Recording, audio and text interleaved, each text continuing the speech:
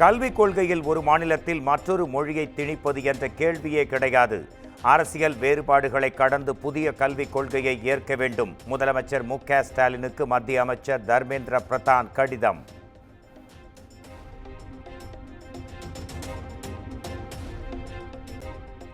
பாஜக ஆட்சி செய்யாத மாநிலங்களும் தேசிய கல்விக் கொள்கையை ஏற்றுக்கொண்டுள்ளன. தேசிய கல்விக் கொள்கை மொழி சுதந்திர தன்மை கொண்டது என்றும் தர்மேந்திர பிரதான் விளக்கம்.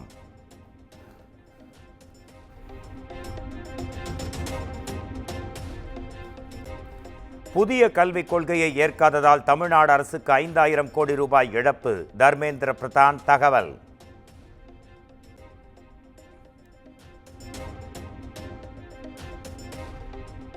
புதிய கல்விக் கொள்கை என்கிற பெயரில் மாநிலத்தின் வளர்ச்சியையும் மாணவர்களின் கல்வியையும் மத்திய அரசு தடுக்க முயற்சி. முதலமைச்சர் மு.க. ஸ்டாலின் குற்றச்சாட்டு.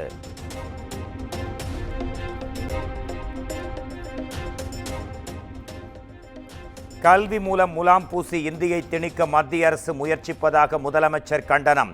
திமுக இருக்கும் வரை தமிழகத்தில் இந்தியை திணிக்க முடியாது என்றும் திட்டவட்டம்.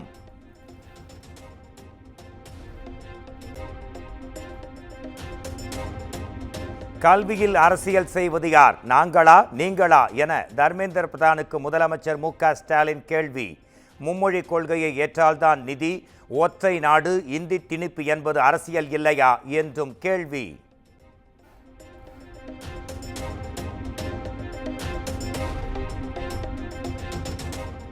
தமிழ்நாட்டில் ஆங்கிலம் எத்தனை பேருக்கு தெரியும்? அதனால்தான் மும்மொழி கொள்கை வேண்டும் என்று சொல்கிறோம். மத்திய இணையமைச்சர் எல் முருகன் பேட்டி.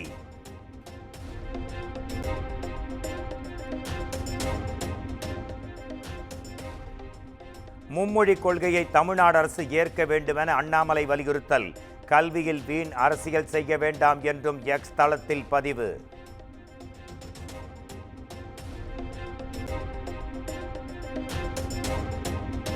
தமிழக மக்களின் வரிப்பணத்தை தான் மத்திய அரசிடம் கேட்கிறோம். தமிழ்நாடு எப்போதும் மும்மொழி கொள்கைக்கு எதிரானது என்றும் துணை முதலமைச்சர் உதயநிதி திட்டவட்டம்.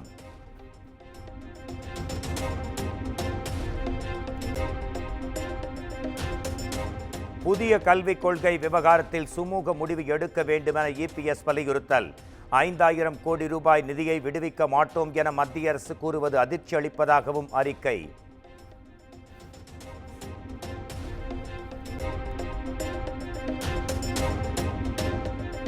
இந்தியை திணிக்கும் மத்திய அரசுக்கு எதிராக போராட்டத்தை அறிவித்தது திமுக.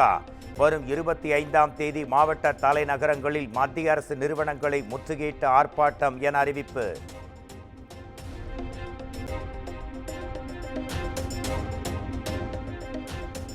மதுரையில் புதிய கல்விக் கொள்கை விவகாரம் தொடர்பாக ஒட்டப்பட்ட சுவரொட்டிகள். கெட் அவுட் மோடி என திமுகவும், கெட் அவுட் ஸ்டாலின் என பாஜகவும் போஸ்டர் ஒட்டியதால் பரபரப்பு.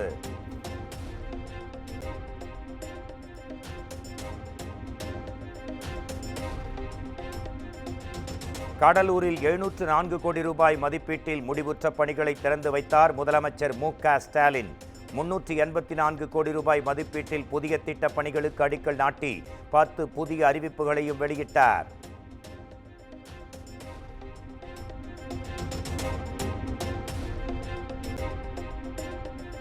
மாநில அமைச்சரவையின் ஆலோசனைப்படி செயல்பட வேண்டிய அவசியம் இல்லை. உச்சநீதிமன்றத்தில் ஆளுநர் எழுத்துப்பூர்வ பதில்.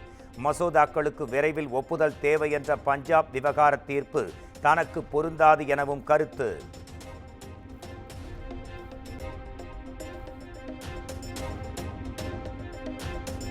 சீமான் மீதான பாலியல் புகார் தீவிரமானது. அதை தன்னிச்சையாக திரும்ப பெற முடியாது. சென்னை உயர்நீதிமன்றம் திட்டவட்டம்.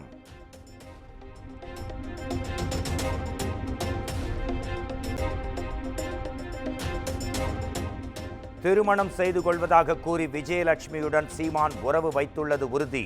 மிரட்டலின் அடிப்படையில் புகாரை விஜயலட்சுமி திரும்ப பெற்றுள்ளார் என்றும் உயர்நீதிமன்றம் அதிரடி.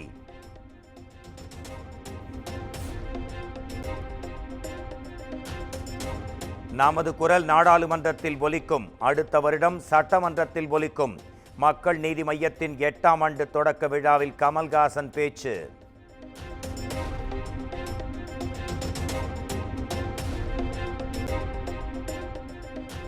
சிறை வளாகத்திற்குள் கைதிகளுக்கு செல்போன்கள் கிடைப்பது எப்படி? தமிழ்நாடு அரசுக்கு சென்னை உயர்நீதிமன்றம் கேள்வி.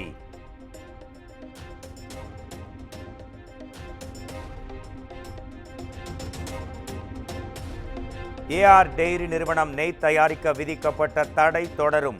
கலப்பட நெய் தொடர்பான வழக்கில் உயர்நீதிமன்ற மதுரை அமர்வு உத்தரவு.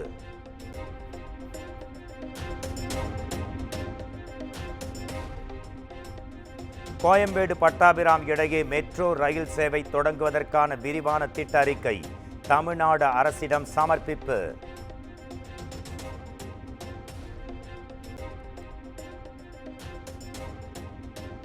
பல்வேறு வசதிகளுடன் விறுவிறுப்பாக நடைபெற்று வரும் மதுரை எய்ம்ஸ் கட்டுமானம் 24% பணிகள் நிறைவடைந்த நிலையில் ட்ரோன் காட்சிகள் வெளியீடு.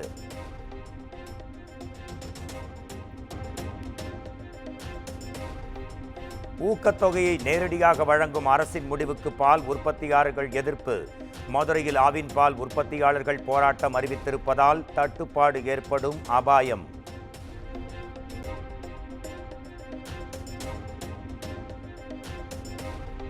கோவையில் 17 வயது சிறுமி கூட்டு பாலியல் வன்கொடுமை செய்யப்பட்ட வழக்கில் தேசிய மகளிர் ஆணையம் தாமாக முன்வந்து வழக்கு. விரிவான அறிக்கை மற்றும் முதல் தகவல் அறிக்கையை 3 நாட்களுக்குள் சமர்ப்பிக்கவும் தமிழ்நாடு காவல்துறைக்கு ஆணை.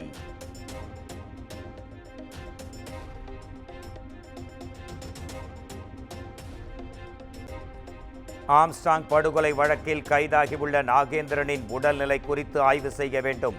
சென்னை மருத்துவக் கல்லூரி மருத்துவமனை முதல்வருக்கு சென்னை முதன்மை அமர்வு நீதிமன்றம் உத்தரவு.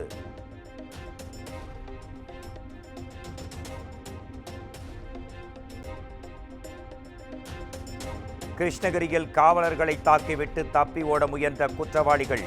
ஒருவரை துப்பாக்கியால் போலீசார் சுட்டுப்பிடித்த நிலையில் மற்றொருவருக்கு மாவுக்கட்டு.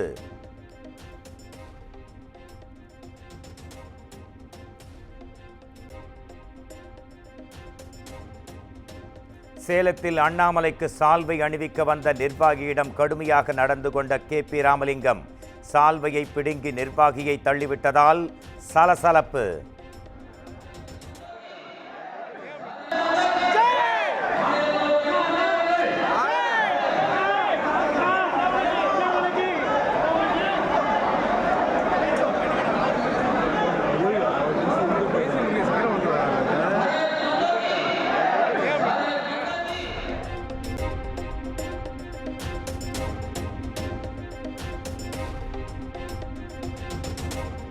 பழனி தண்டாயுதபாணி சுவாமி திருக்கோயில் அலுவலக பொறியாளர் லஞ்ச புகாரில் கைது. ஒப்பந்ததாரரிடம் கையூட்டு பெற்றபோது கையும் களவுமாக சிக்கியவரிடம் தீவிர விசாரணை.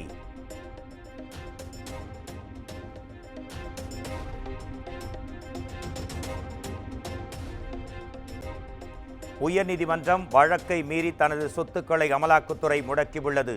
சொத்துக்களை விடுவிக்காவிட்டால் ஈடியை சட்டப்படி சந்திப்பேன் என்றும் இயக்குனர் சங்கர் அறிக்கை.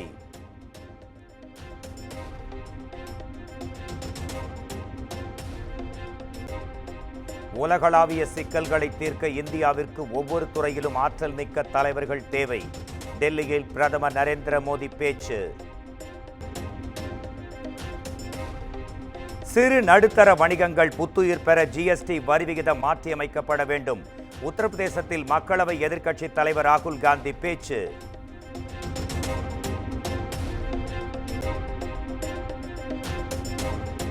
தான் எச்சரிக்கை விடுத்த போதே பிரிக்ஸ் கூட்டமைப்பு பிரிந்துவிட்டது. அமெரிக்க அதிபர் டொனால்ட் ட்ரம்ப் கருத்து.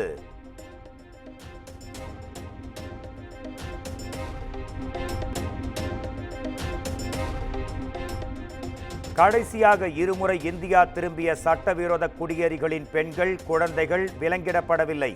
அமெரிக்க ராணுவ விமான சர்ச்சை குறித்து மத்திய வெளியுறவுத்துறை அமைச்சகம் பதில்.